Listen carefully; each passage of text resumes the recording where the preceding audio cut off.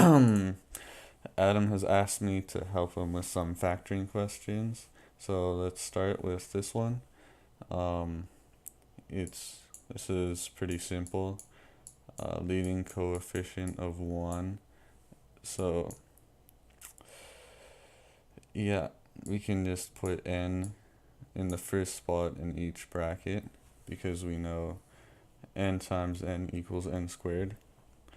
And also, since the two numbers add up to -14, multiply to +49, we know they're both negative. And also, something that adds up to 14, but also multiplies to 49, well, that is 7. And it's 2n minus 7s. So we can do n minus 7 squared.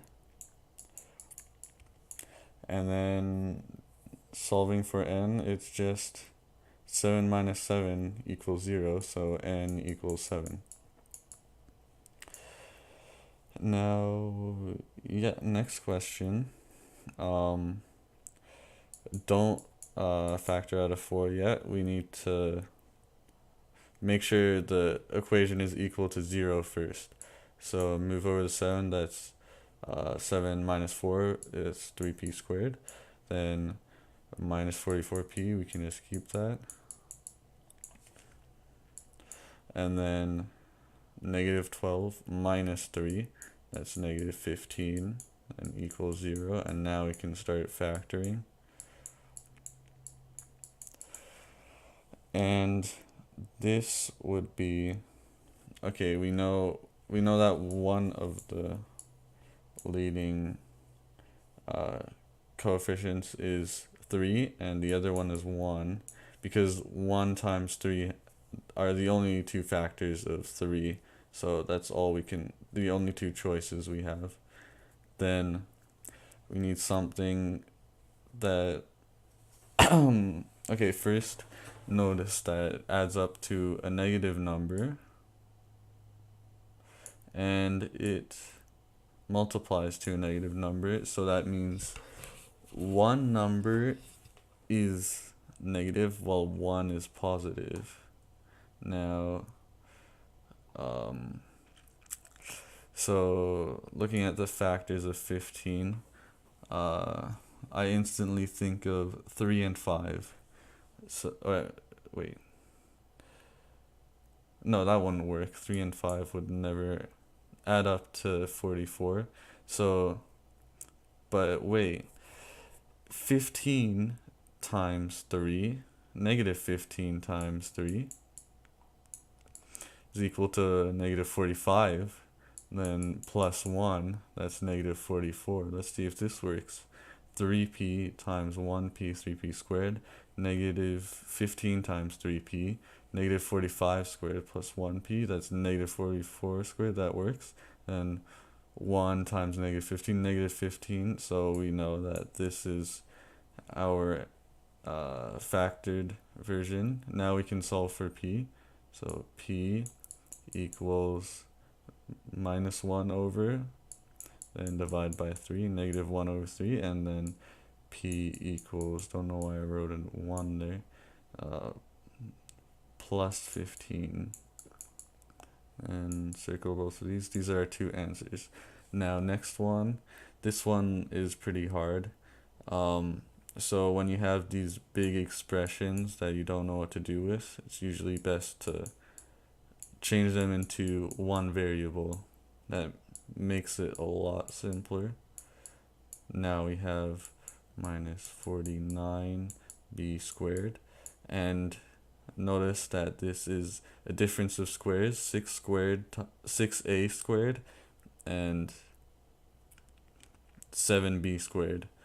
So we factor it into the form of plus and negative conjugates.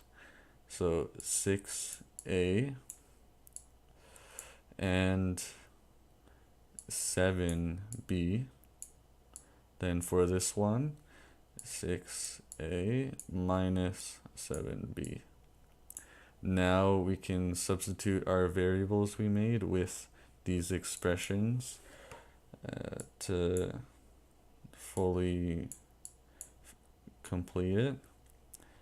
6 times x plus 5 plus 7 times x minus 8. Then next bracket, 6 times x plus 5 minus 7 times 7 times x minus 8. Another bracket. Then all we have to do now is expand these. So 6x plus 30 plus 7x minus 8. Then 6x plus 30 minus 7x plus 7 times 8 is 56. Or negative 7 times negative 8 is 56. Now we can just group up the like terms. So 7x plus 6x is 13x. 30 minus 8 is plus. Oh wait, I forgot to multiply the 7 and negative 8, so 7 negative 8 is 56, not 8, my bad. So 30 minus 56 is not plus, but minus 26. Then 6x minus 7x, negative x. And 30 plus 56 is 86. Now, we can simplify this a bit. We don't like this leading coefficient of negative 1 here, so we should take out a negative 1, and both of these are multiples of 13, so we can factor that out too. So our final answer would be negative 13 times x minus 2. So we're taking out the negative from this expression right here, not this one, so we leave that negative there. And then x minus 86 because we took out the negative. And this is our answer. Thank you, Adam.